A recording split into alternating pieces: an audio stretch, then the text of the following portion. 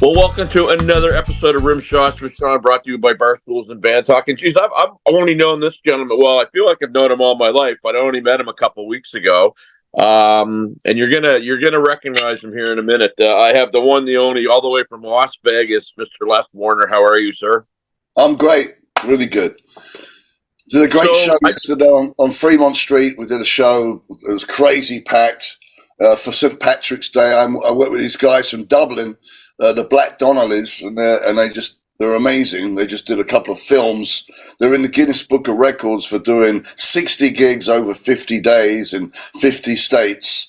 And there's a whole documentary about it. So I played with them yesterday, and it was an amazing gig. Incredible. So just to get this out of the way, because I want to cover, you and I chatted, and you're doing a bunch of stuff now that people may not know about, but you've obviously been out of the cult longer than you were in the cult. Oh, yeah. You have any regrets about how that went down, or you're just kind of happy with it and it was time to move on? You have to move on because it'll drive you nuts. You know what I mean? You can't have that real estate in your head. You know, there was, I was young, we were all partying. Maybe I could have done things a lot differently. But, it was basically, I was warned before I got into that camp that there was problems, there was issues, ego issues and stuff. But, hey, I was young. I was like 23, 22, 23. And, suddenly I'm a rock star. It was like coming from the street and just playing in 5 bands, doing pubs, to like, oh, we're going to Japan next week. So it was, I'm like, okay, well, I'll just deal with it. And I joined them and bang, there you go. Yeah. I saw you guys play here. You corrected me. It was 87. Guns N' Roses opened for you guys. Yeah. And I remember going to the show. I mean, I was well versed in your playing, but I remember going to the show. I was probably 12 or 13 at the time. And my takeaway was, wow, this guy can actually play a lot more than he shows on the records. I just remember you seemed to be really free flowing. I mean, it was a long time ago, but when you recorded those albums, did you kind of, were the reins put on you in any way, or did you just kind of play what you wanted to play? Well, when you say albums, okay, I did do 2 albums, but they were both pretty much the Electric album. The first version was the one we did with Steve Brown in England, and it was like, all clicked up, drop-ins and all that. It was more like the Love album. And that got shafted, obviously, as you know. And then we were going to get Rick Rubin to mix it. He said, nope, let's do a new record. So we ended up re-recording it again. So when you say multiple records, that's pretty much those 2. And Rick Rubin, he's a purist, so it was completely the opposite way. There was no clicks, no drop-ins, el natural. You know what I mean? So there was a lot of stress, a lot of, we had to re-record all the drums and basic tracks in a week. Where I was at home drinking like tequila, thinking, I done the record, and then I got the call, we're redoing the record. Oh, God. So then I had to go to New York, Electric Ladyland, and re-record the drums. So the pressure was on. When I feel about that record, it really is me, because there was no influences, no clicks, nothing, no drop-ins. It really was me, obviously you're restricting yourself, or you're doing what at that time, how you feel, So obviously, maybe the impression that you got live, was it better or was it worse? No, what it was like, okay, because the parts on that album, they're perfect for the album, but you're playing a lot of straight stuff, and then I see you live and you're doing all this other things that actually fit the songs. And so, one of the things that I always said to myself, because there's been 2 drummers in my life that I've seen that I go, wow, I totally undersold them, and you were one of them.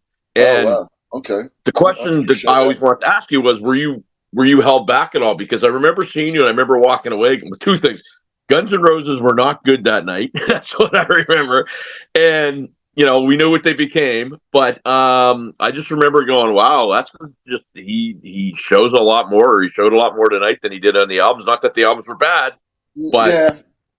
Well, again, it's like, when you don't get a chance to do pre-production, and you're like, oh, we're doing it again.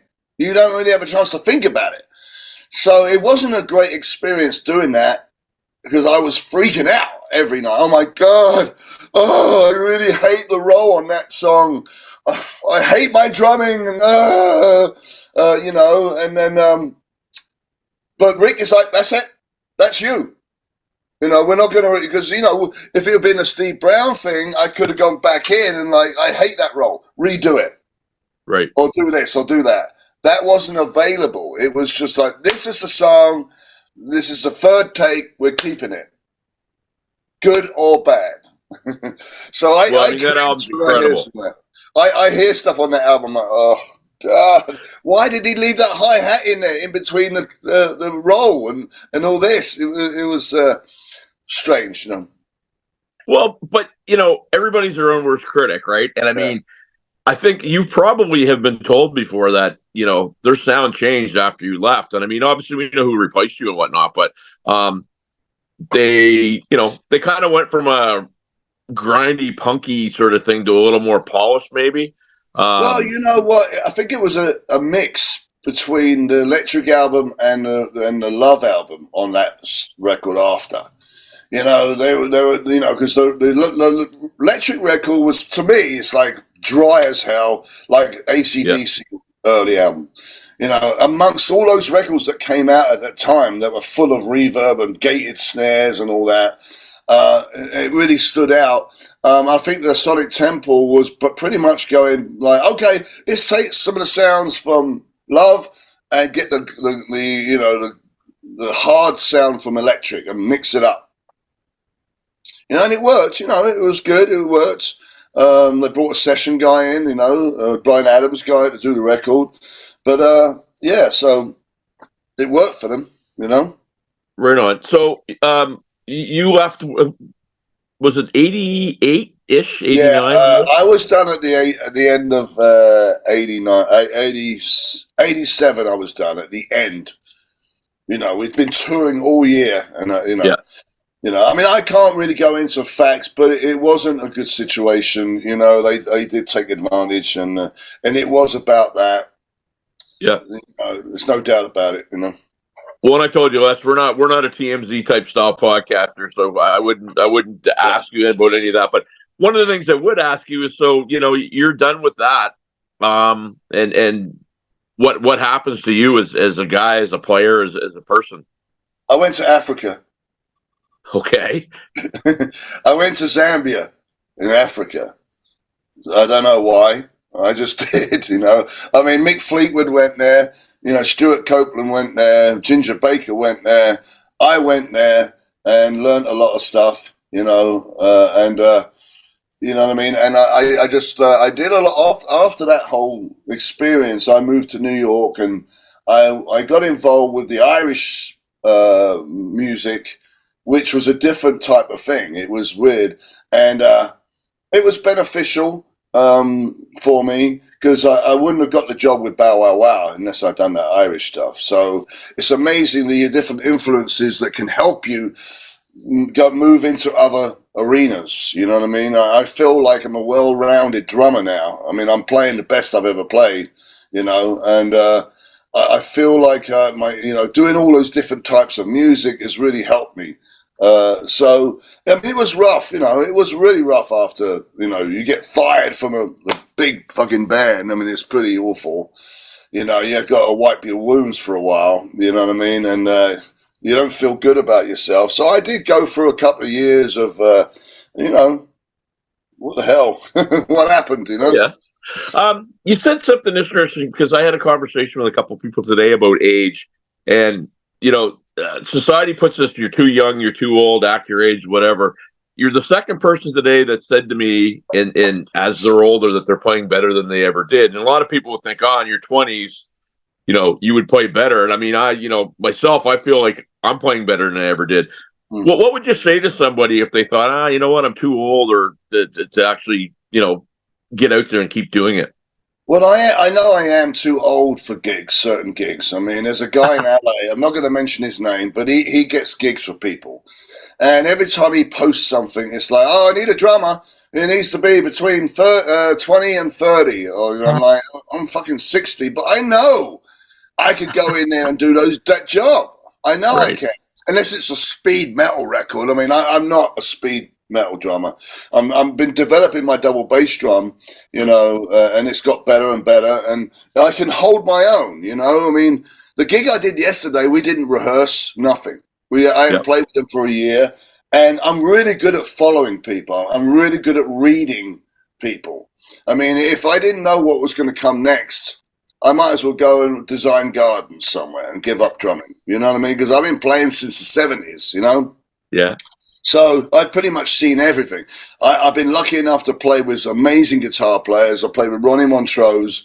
I played with Randy California from Spirit. Fantastic guitar players. I played with Bruce Kulick last week. I see you got all the Kiss stuff in there. Yeah. I did a set with Bruce last week, downtown, and Mickey Free as well. So I played with Mickey Free, like 5 or 6 songs, who played with Shalimar, and he played with Prince. Yeah, he's a Grammy Award Native American guitar player. Fantastic. We did like a Hendrix set, and then I got to play with Bruce Kulick. We did like 5 Kiss songs, and I mean I had to work my arse off. Don't get me wrong. I worked for 2 weeks on this stuff every day. That's why it's great having this thing. So I can pretty much handle anything. In fact, I've got a real thing happening now. I just got a call from my friend, and he plays on Fremont Street, okay? Dr. Rock. And he just sent me the set list over yesterday. Les, can you come and sub? I'm like, okay, yeah. I'm looking at the set list. I'm like, oh, my God. The Trooper, Iron Maiden, Rush, Tom Sawyer. I'm like, can I do this? I don't know if I can do it. I mean, wow. I've never approached that stuff. I've never done it. I said, send me your live shit so I can see what's going on. I mean, and see how your drummer's doing all those really high rolls without having those high toms. I want to find out where I'm at, because I'm not going to take a huge kit in there with like high, you know what I mean? I'm not going to do it for the money they pay. So, you know what I mean? It's like, it's always good to have what keeps you good and on your toes is always having something that stretches you all the time. That's why the challenge when I was playing bass, I loved that challenge, and when I was out with the Dead Boys last year, it was the funnest thing, a great thing I ever did. You know what I mean? And really got my chops going on bass. It's funny when I saw that picture, because I know a few people that are multi-instrumentalists, and I've got a friend that literally plays everything. I did an interview. I hate those people. Yeah, exactly. I hate those guys. Yeah. I did an interview with Jeff Fab that plays with Black Label. He's the drummer of Black Label. He just put his own solo record out, and he played the whole thing on it. Wow. For starters, when you play bass and you're playing with people, as a drummer, obviously it's going to give you a sense of, listening and whatnot, but do you ever listen to some guys and go like, what the heck is he doing here? Like, does that ever happen to you, or you just have to on drums, you mean? Yeah, when you listen to the drummer. Yeah, I mean, the drummer on the Dead Boys tour, bless him, he everyone was getting drunk every night. I mean, it's a punk rock band. It gives them a license to drink. There was a bottle of Jameson's on stage. He did stuff that was rough, but, I was so concentrating on my stuff, and keeping it solid. That was a good thing about it. They loved it because I'm like a drummer, so I'm real solid. So the drummer plays with me. He gets that off me. So it helps him, the whole thing's falling apart now, but, it's, so, I'm too much concentrating on my own shit. Fair enough. That way, And you're a gracious guy, so I don't get the feeling you'd rip anybody anyway. So I'd like to ask. I always like to ask guys and gals when at your level and where you've been, the importance of networking and what that means to, I guess, meet people, treat people the right way, how that parlays into opportunities. Because I still think I talk about it a lot on this podcast, and it goes over their heads sometimes. So from a guy that has done it and is still doing it, what would you say about networking? It's extremely important, and I have a lot of really great friends, people that I love and stuff, and You know, it's a two-edged sword. You know, I mean, it's like I'm trying to get my solo band out there right now, Lez Electric, and you know, I'm getting feeling. I feel like I'm blacklisted. Yeah. It's weird. I'm having trouble booking it, and I'm having trouble. And it's a fantastic band. I found this singer in LA who's amazing. I've got the guitar players. I've got Enzo, who played bass with Joan Jett for 10 years. I got a fantastic band. We did a great promo. I can't seem to get arrested, and sometimes it makes you paranoid. It makes you think, "Oh my God, am I blacklisted or something? What's going on here?" You know, so it's really difficult. What my point is, it's very difficult to know if people like you or people respond to you. You don't know really, and you really got to be nice to people and just, you know, but not get run over either. You got to be strong, you know, and you know. I turned down a lot of gigs because they're just crap, you know, and but social media is really important. I just got an artist, a friend of mine who's going to be doing all my artwork, and I said I need some stuff to go on social media. I need to look good. Like Blas from Slaughter, he has these great videos up there of him just sitting there behind a kit, and he's got all this stuff going on around his drums. You know, I need some stuff like that to put up. I mean, if we all were rich, we would get like a company to do all that stuff for you. You know what I mean? Yep. But Yep. you know, you've got to be realistic about it. So you know, it's important. We got the drum show here in a couple of weeks, the Vegas drum show. So I'm going to be at that, and I'm going to be being interviewed at that with Drumline magazine. You know, so I've organised that. It's very important to be out there and people know that you're around. Yeah. Because people forget you. You know, They do. if they don't hear your name, if you're not in their psyche, and a situation comes up, they're not going to think of you. It's a great point because there's certain people seem to always turn up, like different players. Like you know, I think Matt Starr. You see Matt Starr turn up all the time. Matt is fantastic. You know, Matt is awesome. I called him a couple of weeks ago. I said to him, "Damn, you think I might be too old for your help?" You know, I mean, I've been in this business a long time. You know what I mean? And I feel like I'm too old, Matt, for you to help me. You know what I mean? But and I bet you said that you weren't. I bet you he said that you weren't. Did. Yeah. Yeah. It's like Lemmy. It's like Lemmy said. If you think rock and roll is too old for you, it is. Absolutely. It's what you think. The thing I love about Matt is that he says a lot of stuff, like he does these live things all the time. He says a lot of stuff that you just like, he hits a nerve and you want to get very angry, but you can't argue with him because he was the guy that struggled and he kind of, you know, figured things out. Yeah. And the thing I like about him is he listens, and everybody that I've talked to says the same thing that you just said. He's a good guy and he tries to help his friends, right? So yeah, no, he's awesome, and I wish I could be a lot more like him. You know, sometimes your own personality can get in the way of yourself. You know, like there's a lot of not ruthless, but really go-getters out there that will pretty much tread on anyone to get where they want to get, and they come across as being arrogant and all this, but they seem to get the gigs because of it. You know.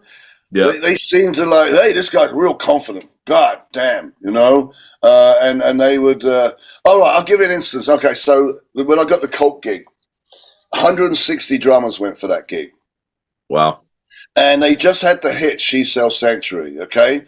Now, I went into that audition and we played She Sells Sanctuary.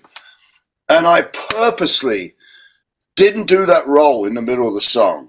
I bet you 159 drummers did that roll.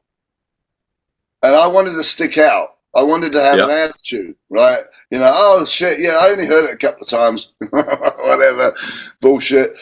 But, I did my own roll, and it was a crappy roll. It wasn't even any good. But I stood out, and I had an attitude. I was very confident with myself, you know, and I got the call the next day, hey, come back for the second audition. Went back for the second one in London, and there was no one else there but me. So I got the gig. They knew straight away I was the guy. Well, see, I love that because you hear so many things now about how people get gigs, and back then, I heard it was a lot of auditions. Like I read different sorts of things about people having to go up against a bunch of guys, and now people are like, they go out their network and say, who is the guy that we need, or who's the girl that we need. They don't even audition; they ask who the person should be. Yeah. So it's really changed, and I think maybe social media's got something to do with it. Oh, no doubt. Everything's changed. Social media is a completely different world now. And now we got AI coming as well. You know what I mean? It's just, wow, you know, it's a different situation, you know. But, you know, I'm 63, just turned 63, and I feel great. I feel really great. And I got a great house, a great studio here. I'm working on my drum room this week. I got different mics on my kit. I'm just turned over to Pro Tools. I got some people coming in. I have a really beautiful studio, and it's just really for me to do drum tracks for people. You know what I mean? You know, and that's what it's set up for. I'd like to ask you a question totally off grid here, but so Okay. you told me you've lived in Vegas now for how long? 20 years. I can't believe 20 years. it. Yes. Do you find it hard to concentrate and focus in a town like that, or is it just you're just, hey, you know what? The tourists go hang out at the casinos and do all that. I've been there, done that, bought the T-shirt. Did you find it hard to focus there? No. I mean, the house is quiet here. You can hear it. It's nice and quiet. I live in Henderson, right near the mountain. It's pretty beautiful here. And I try and avoid the Strip as much as possible. I try and avoid going there. You know what I mean? It really is. There's no distraction. I don't gamble really because I never win anything. So and I get work here. You know, I get work. I get jobs, and I can drive to LA easy enough, and I can go to Phoenix. You know, I do shows out there. I much prefer it than the East Coast. It seems it's harder to work out there. But then there's the downside of it as well. We got like all these Californians moving in now. It's like the traffic is getting outrageous. So now you got to put an extra 45 minutes an hour on the journey to get anywhere.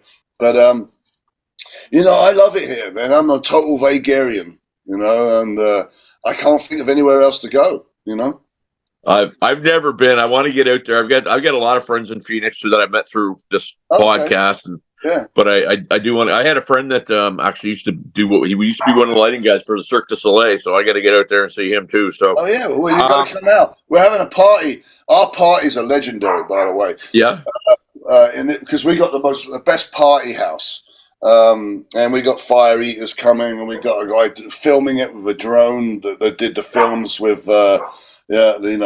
Top Gun films and all that. He's filming it. We got like caricatures people. It's going to be last year it was about 100 people here. It was crazy, you know. And a lot of those people are my friends. You know, it's pretty amazing. We're going to have a jam here. Set up the band outside because I got the best view. We got the most incredible view of the Strip here as well. So I'm very blessed, man. Where I am in my life, I'm very blessed. But I really have gone through shit with my life. No question. And I mean, you know, I'm never one to kind of because people get asked a lot about that stuff, and I've kind of always prided myself on, hey, I want to have a positive interview because if I ever ask for another one, I don't want to be remembered as a guy that said, "Remember that time when you were down and out?" You know what I mean? Yeah. So, when is that party, by the way, so we can give your neighbors a heads up? Yeah, we got to invite them. Beginning of June, I think we're going to have it. Yeah. Oh, nice. Yeah. You mentioned, and I'm going back. We talked last week on the phone, and you said you did some work with the Water Boys. Did I remember that correctly? Yeah, I knew Mike Scott was the singer, and I played with him. I sort of auditioned for him around the time I was just about to join the Cult. And I played with them, and it was great. It was awesome. And then basically I had a choice, play with them or with the Cult. And I believe I made the right decision. You know, the band were great, the Water Boys, but they really weren't as big as the Cult, nowhere near it, you know. And there was a bunch of weird shit going on in the band as well. You know, I could detect. And then he flew me out to Dublin to do a session that didn't quite work out. there was issues with the studio. The headphone mix was all messed up, and we ended up just going down the pub and having a real Guinness. So that didn't really work out. That was the Fisherman Blues session, Yeah. But I could tell there was a lot of tenseness in that camp, and you don't want to be in a situation in a band where there's tenseness going on. But I love their music, and Mike Scott is a very talented guy. I don't know what he's doing now, but I do believe I made the right decision. Fair enough.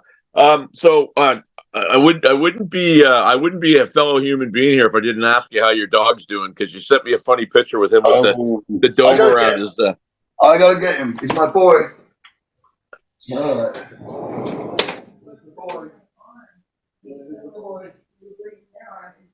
Oh yeah. Oh yeah. There he is. Oh yeah, he's our boy. So introduce him here, Les. Yeah, this is Del Boy. We got him from a rescue. He's like a terrier, and we called him Del Boy. It's all the English people are going to know who he is. It's a TV show in England called Only Fools and Horses, and the main character's name is Del Boy. So that's why I called him that. Hey, monkey. Hey, he's our little He had a bit of a mishap there. Why don't you just explain to the folks what happened to him? And he looks like he's doing a lot better. Yeah, he has some of these dogs, these smaller dogs, they have an issue with their anus. Yeah. It got ruptured. So basically we have to take him every 2 weeks. We've got to take him to the vets and they clean him out. So he's doing pretty good. But yeah, it was very worrying. I mean, he's our little baby, I mean, he's a joy of our life, Well, he looks like he's on the mend, so that's great. Yeah.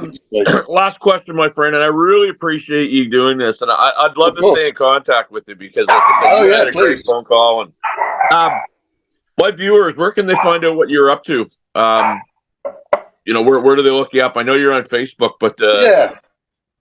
I mean, I get a lot of work. People contact me through Instagram or Facebook, Messenger.